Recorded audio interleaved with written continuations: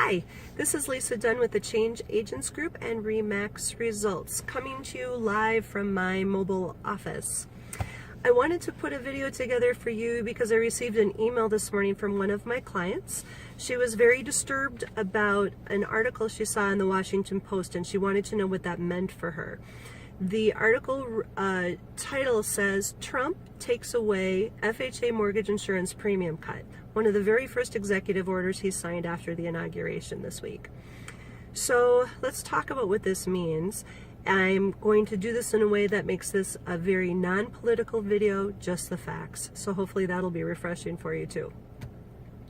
So let's start with what FHA is and is not.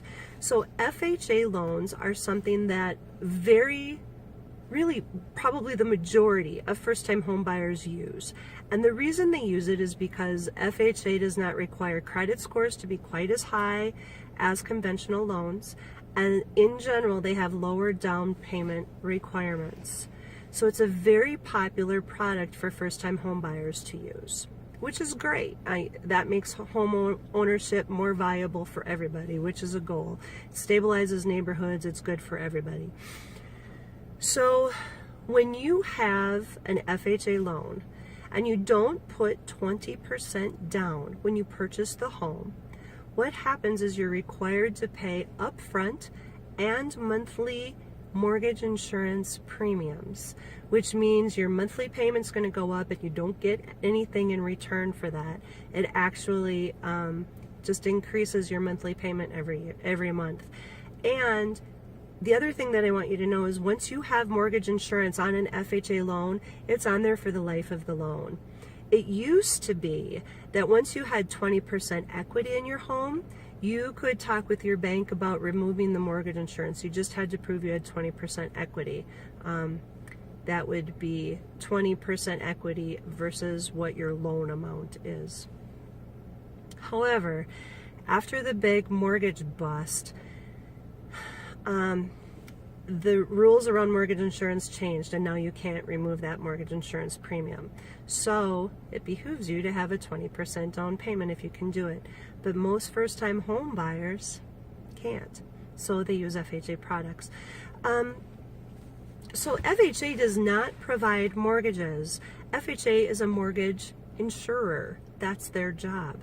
And as such, they are required to keep 2% cash reserves in their mortgage fund for all of the portfolio, for all of the loans that they insure. They have to have 2% cash reserves. Today, they have 2.3% cash reserves, so they have a little bit more than what they're legally required to have. But let me put this into perspective for you. Most private insurers are required to have 4% capital reserves for their portfolios that they insure. That's double of what FHA is required to have. And let me also remind you that in 2013, we had to bail out FHA to the tune of $1.7 billion. So it is in all of our best interest to make sure that FHA is solvent and has the required cash reserves to cover if somebody should default on their loan. So that's FHA in a nutshell, and mortgage and premiums and kind of how all of that works. So this premium cut that my client read about, the bill read that mortgage insurance premiums were supposed to be reduced 0.25% on January 27th of 2017. And this is what Trump has delayed or suspended indefinitely, really.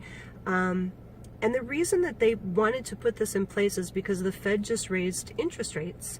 And so they wanted to counteract that by continuing to make homeownership affordable and reduce the mortgage insurance premium. So here's what this means. First of all, it's important that you know that this hasn't been repealed. It's been suspended. So first of all, it could still happen after some review. Secondly, here's what this means for you if you are a buyer. First, I'm very sorry for those of you that tried to delay your current closing. You went out, you found a house you fell in love with, and you delayed your closing hoping that this would save save a monthly fee for you, probably to the tune of $400 or $40 a month or so. So I'm sorry if that happened to you. I know that happened to a number of buyers. They timed their closing in a way that would happen after this cut went in place. But if you haven't purchased your home yet, you're not paying anymore. You're paying the same as everybody did yesterday. So that's the good news, because goodness knows that the market can change in a heartbeat and you can always be charged more. You're not being charged anymore.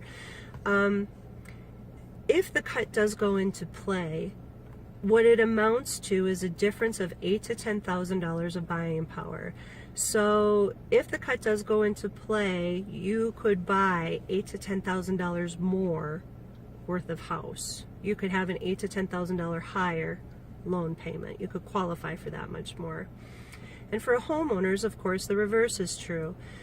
Each time something happens to lower buyers' buying power, it makes it more difficult for them to buy your home.